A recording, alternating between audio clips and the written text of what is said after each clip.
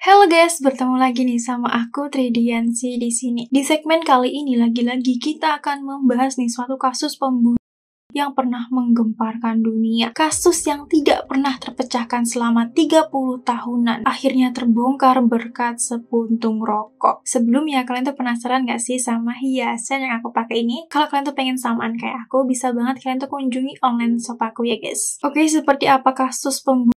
Kita langsung aja masuk ke isi pembahasannya.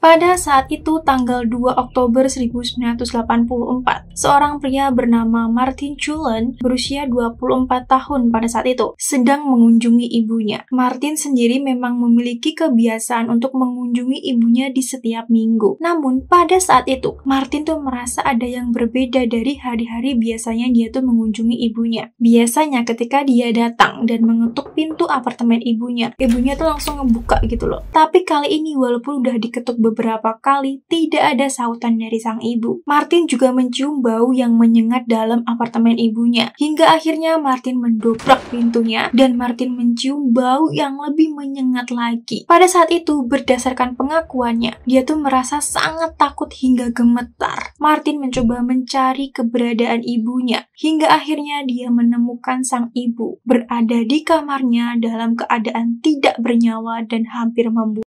Melihat keadaan ibunya, Martin langsung menghubungi pihak kepolisian. Akhirnya digelarlah nih proses pemeriksaan di TKP. Oke, kita masuk dulu ke background dari korbannya ya guys. Korbannya merupakan seorang wanita bernama Mary McLaughlin Hill yang pada saat itu berusia 59 tahun, berasal dari Skotlandia. Mary merupakan seorang ibu dari 11 anak dari dua pasangan yang berbeda dan cukup populer di lingkungannya. Mary tinggal sendirian di sebuah apartemen di Lawler Street. Mary dikenal baik di lingkungannya. Mary sendiri terhadap anaknya bukan seorang ibu yang kejam, tapi tidak keibuan juga dalam arti tradisional. Mary memiliki masa lalu yang kelam, dan berdasarkan pengakuan dari beberapa orang, beberapa pria tuh kayak sering keluar masuk di apartemennya. Keadaan jasad Mary pada saat itu, tubuhnya tuh sudah dingin pastinya karena udah meninggal ya guys, dan tangannya udah menghitam, berbaring telentang di tempat tidur tanpa spray. Mary mengenakan gaun berwarna hijau, tapi gaunnya dikenakan dalam keadaan terbalik dan branya ditemukan di luar. Terdapat bekas cekikan di lehernya yang berasal dari sebuah tali dari jubahnya. Ikatan tali yang melilit lehernya tuh 3 kali dan begitu kuat. Seorang detektif lain Wishart menggambarkan tempat kejadian sangat mengerikan. Barang-barang milik korban utuh, tidak ada yang menghilang, sehingga dugaan sementara dari pihak kepolisian pada saat itu, motif pelaku bukanlah perampokan. Pada saat Mary ditemukan, tidak ada tanda-tanda perlawanan atau pembobolan pintu. Itu membuat polisi menduga bahwa pelaku adalah seseorang yang dikenal atau seseorang yang Mary percayai. Karena Mary membuka pintu secara sukarela, polisi menduga pelaku memiliki kemarahan atau motivasi emosional terhadap korban yang dilihat dari jeratan tali pada leher korban. Dari TKP, kepolisian mengambil beberapa barang bukti, seperti gigi palsunya Mary yang tergeletak di lantai, helai rambutnya Mary, potongan kukunya Mary, kancing, tali jubah yang digunakan untuk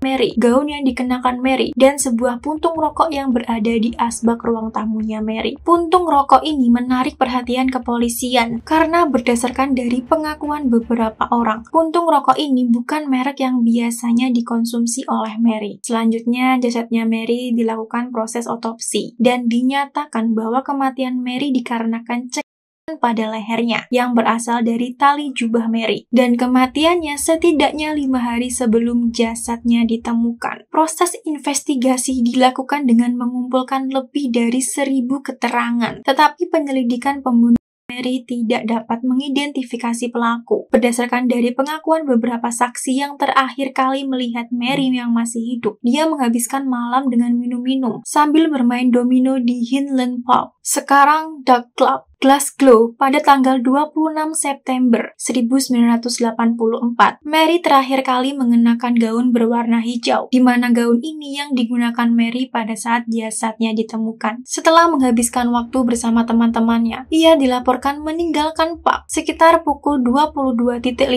sampai 22.30 dan berjalan sejauh 2 km menuju rumahnya di Lowlershire. Di tengah jalan, dia tuh memasuki sebuah toko keripik. Di sana dia tuh bercanda dengan staf toko itu sambil membeli keripik dan rokok. Ya, selayaknya pembeli pada umumnya lah ya. Seorang sopir taksi yang ditanyai dalam proses penyelidikan menceritakan bahwa dia tuh melihat seorang pria mengikuti Mary saat Mary berjalan tanpa alas kaki di jalan sambil memegang sepatu di tangannya. Setelah itu Mary tidak pernah terlihat hidup lagi dan ditemukan tewas di apartemennya di Lawler Street 6 hari kemudian, tepatnya pada tanggal 2 Oktober 1984. Pemeriksaan barang bukti juga memiliki kendala dikarenakan keterbatasan teknologi forensik yang belum mampu mengekstrak DNA, dan kepolisian menyatakan proses penyelidikan dihentikan. Kasus kemudian menjadi cold case. Cold case biasanya merupakan kasus belum ada penyelesaiannya. Penyelidikan dihentikan sementara waktu dan dapat dibuka kembali sewaktu-waktu ketika menemukan bukti baru. Berdasarkan dari pengakuan Gina McGavin, salah satu anak dari Mary dalam cuplikan dokumenter BBC berjudul Murder Case: The Hunt for Mary McLaughlin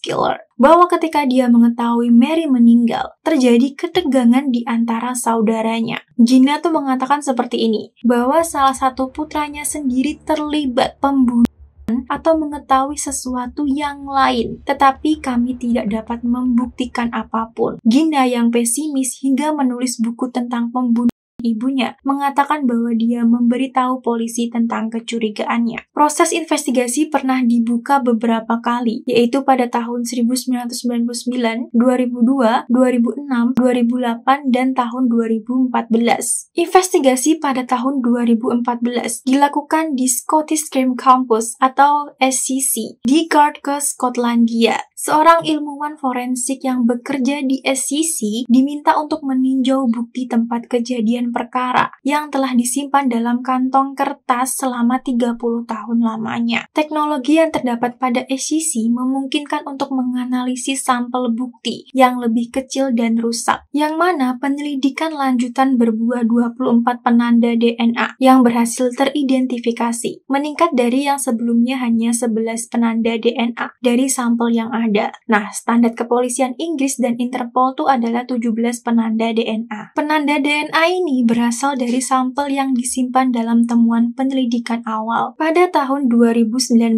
para ahli forensik menggunakan metode ekstraksi DNA canggih untuk memeriksa kembali puntung rokok yang ditemukan di TKP. Sampel DNA yang diekstrak kemudian diperiksa menggunakan metode Short Tandem Repeats atau SRT DNA Profiling yang memungkinkan pencocokan dengan database DNA kriminal nasional. Berdasarkan pemeriksaan ini, ada sebuah nama yang memiliki kecocokan DNA, yaitu seorang pria bernama Graham M. Shekel. Graham sendiri merupakan seorang pria dengan riwayat kekerasan terhadap perempuan dan telah beberapa kali dihukum atas kasus yang serupa. Namun, menyatakan Graham lah yang bertanggung jawab atas kematian Mary memiliki titik buntu. Berdasarkan catatan kriminalnya, pada tahun 1981, Graham tuh dipenjara selama 6 tahun karena kasus penyerangan dengan maksud memperkosa dan memperkosa.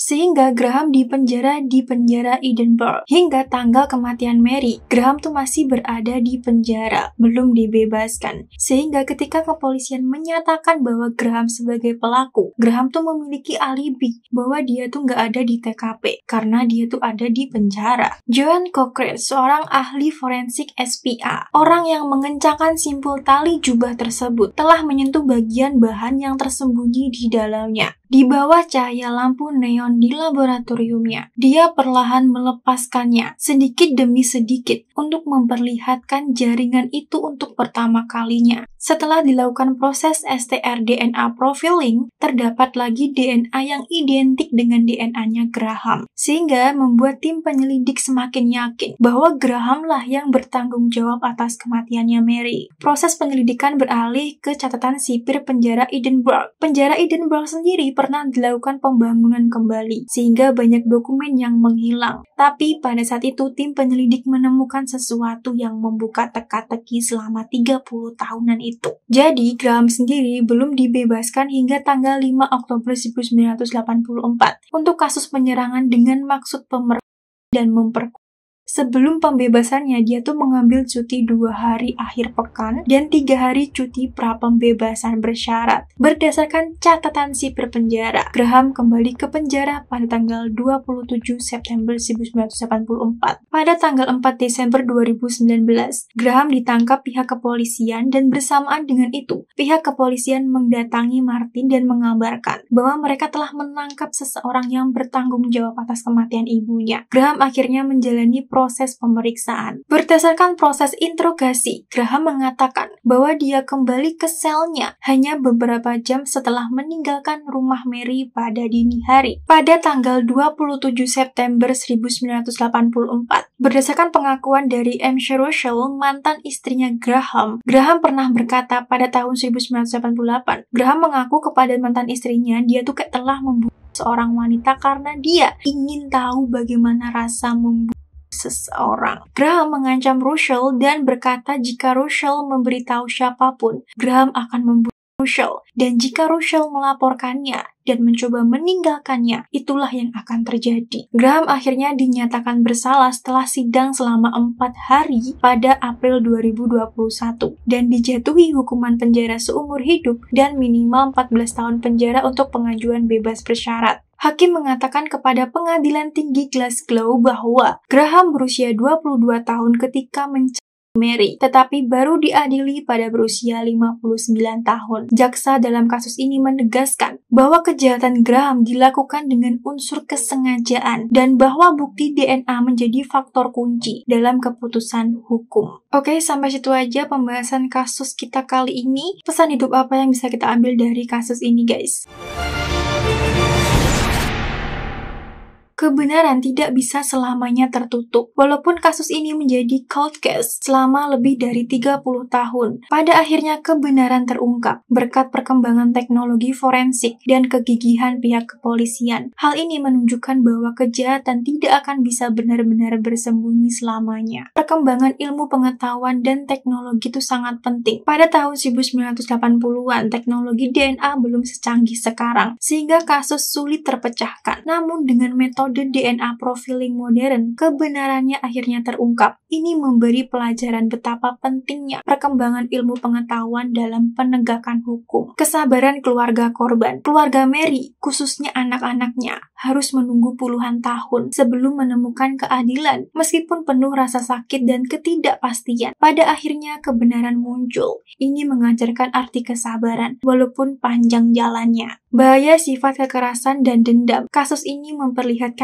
betapa bahayanya seseorang yang memiliki riwayat kekerasan, terutama terhadap perempuan. Graham adalah contoh bahwa orang dengan kecenderungan kekerasan bisa menjadi ancaman besar bila tidak direhabilitasi atau diawasi dengan baik. Pentingnya bukti sekecil apapun, sebuah puntung rokok yang dulu dianggap sepele, ternyata menjadi kunci terungkapnya kasus ini. Ini mengajarkan bahwa dalam kehidupan nyata pun, hal kecil yang kita anggap tidak penting bisa memiliki dampak besar di masa depan. Keadilan memang bisa tertunda, tapi bukan berarti hilang. Meski Mary meninggal di tahun 1984, pelaku baru dihukum pada tahun 2021. Walau sangat lama, pada akhirnya hukum tetap berjalan. Ini menjadi pesan kuat bahwa keadilan mungkin tertunda, namun tetap akan ditegakkan. Oke, sampai sini aja perjumpaan kita kali ini. Apabila terdapat kesalahan informasi atau kekurangan dalam penjelasan yang aku sampaikan, boleh banget kalian tuh koreksi aku di kolom komentar, agar aku bisa lebih banyak belajar lagi, guys. Sebelumnya, terima kasih banget buat kalian yang sudah nonton video aku, dan terima kasih banget buat kalian yang sudah memberikan kritik dan juga saran mengenai beberapa kesalahan aku. Dan dari kritik dan saran kalian akan aku gunakan sebagai evaluasi diri aku untuk menjadi yang lebih baik lagi dan bisa memberikan tontonan yang menarik dan juga bermanfaat buat kalian. Kalau kalian tuh ada ide aku mau bahas kasus apa lagi, langsung aja kalian tuh komen di kolom komentar guys. Kalau aku ada salah-salah kata mau dimaafkan, aku Tridiansi.